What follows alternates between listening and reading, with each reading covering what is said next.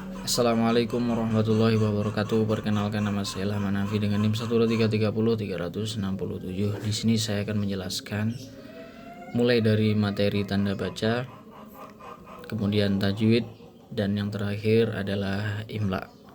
Yang baik, lanjut ke materi awal, yakni tanda baca. Tanda baca ini menurut saya adalah digunakan agar pembacaan Al-Quran itu benar secara makna. Kemudian kita lanjut ke apa saja macam-macam tanda baca.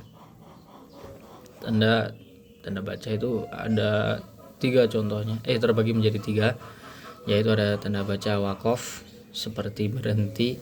Contohnya waqaf lazim yang ditandai dengan huruf mim yang kecil, itu harus berhenti. Jika tidak berhenti, makna bisa salah.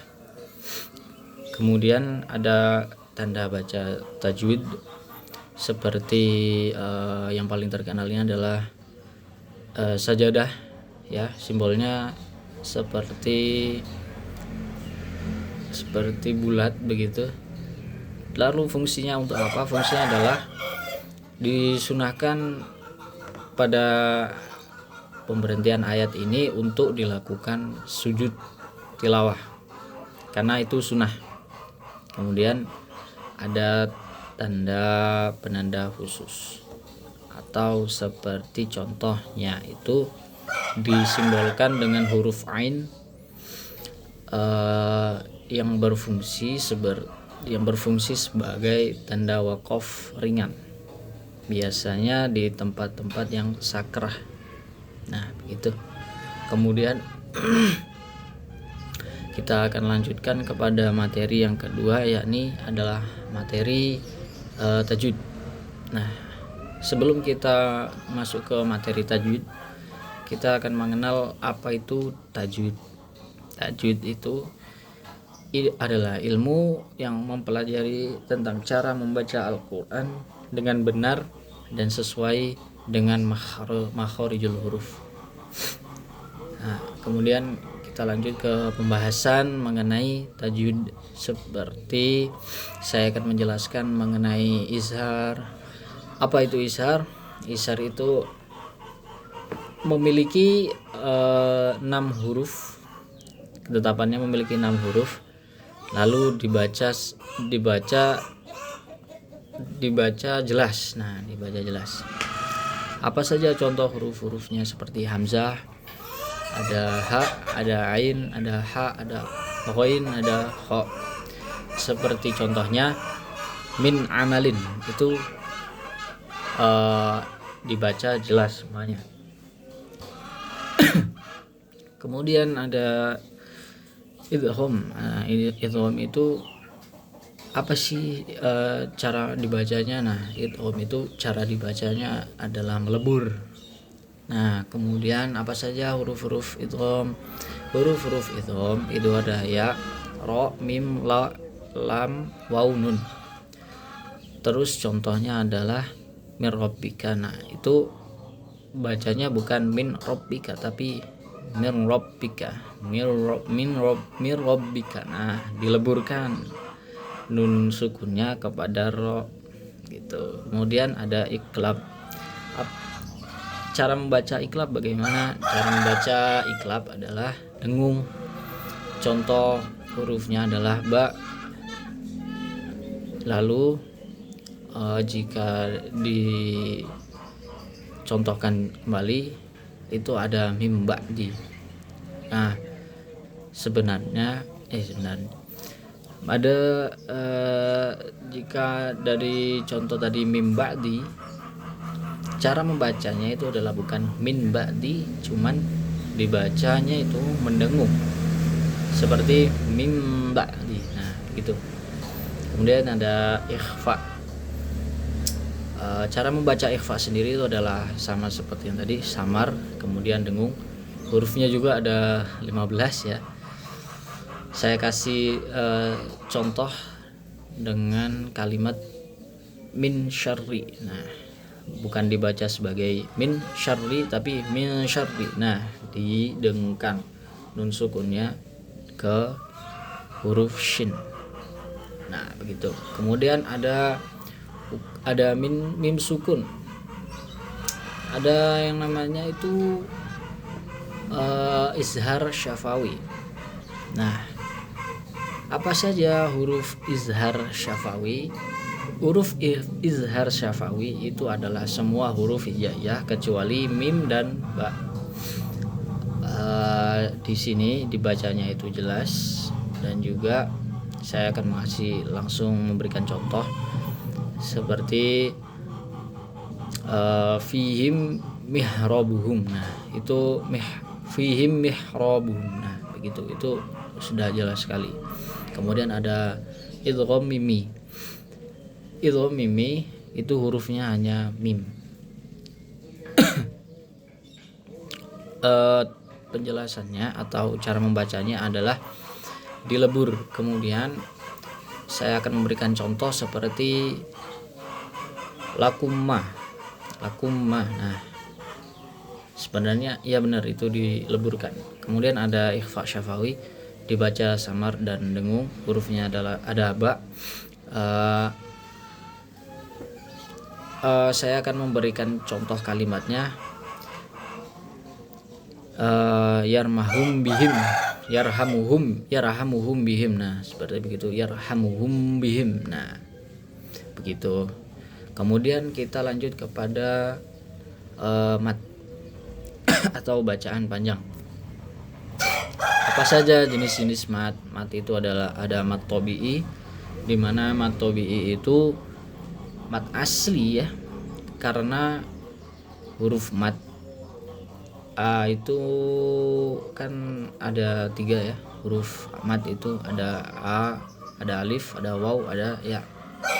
Dan dibacanya itu panjang. Kemudian ada mat wajib muttasil. Mat wajib muttasil, ketika mat ini bertemu hamzah dalam satu kata dibacanya itu 4-5 harokat. Kemudian ada mat jaiz munfasil.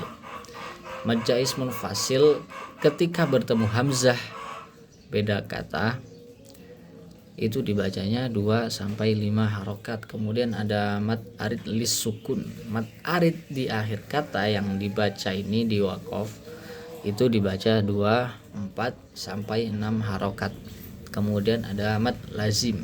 Mat lazim ini ketika matnya bertemu dengan tasydid atau sukun asli maka dibacanya itu 6 harokat.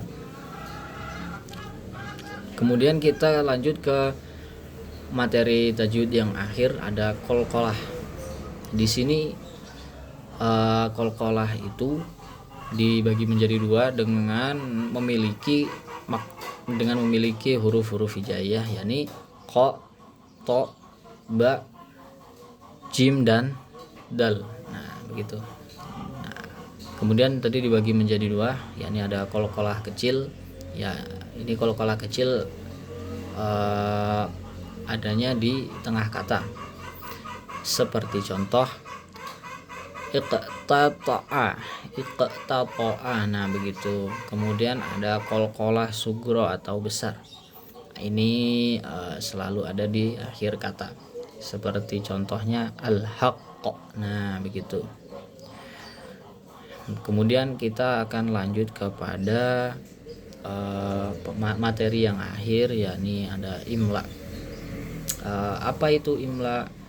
Sederhananya imla itu adalah menuliskan kata atau huruf-huruf hijaiyah atau bahasa Arab gitu.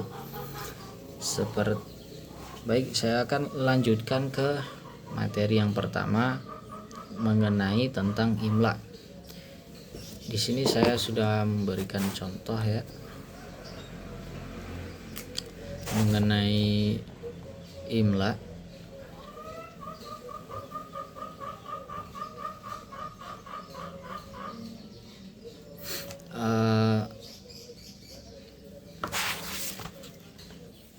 Imla sendiri ini saya akan memberikan contoh sederhana dari imla, yakni ada ketika kita menulis huruf ba.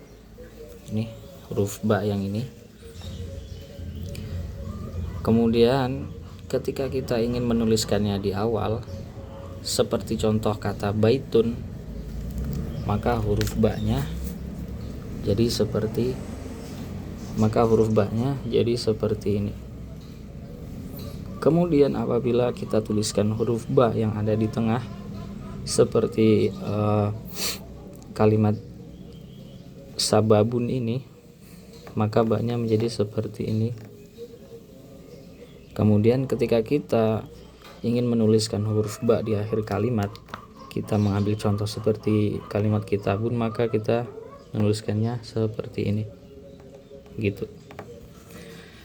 Kemudian saya akan menjelaskan mengenai imla yang sederhana, ya, yakni huruf yang dapat disambung dengan yang tidak dapat disambung. Seperti contoh kita ke huruf yang dapat disambung, yakni ada huruf saya mengambil huruf ba, ya, dan ta. Jika huruf-huruf tersebut disambung, maka akan menjadi seperti ini. Ini dibacanya baitun. Ini adalah huruf-huruf yang dapat disambung. Kemudian kita akan lanjut ke materi huruf imla yang tidak dapat disambung. Huruf imla yang tidak dapat disambung itu ada 6 huruf, seperti dal, za, ro, za, waw, dan alif. Seperti contoh begini. Nah, ini ada huruf dal, ada huruf za, ada huruf ro, ada za, ada waw, dan huruf alif. Jika dituliskan dalam satu baris, maka tetap sama, akan jadi seperti ini, karena huruf-huruf ini tidak bisa disambung, begitu. Baik, sekian dari penjelasan yang saya jelaskan. Kurang lebihnya mohon maaf. Assalamualaikum warahmatullahi wabarakatuh.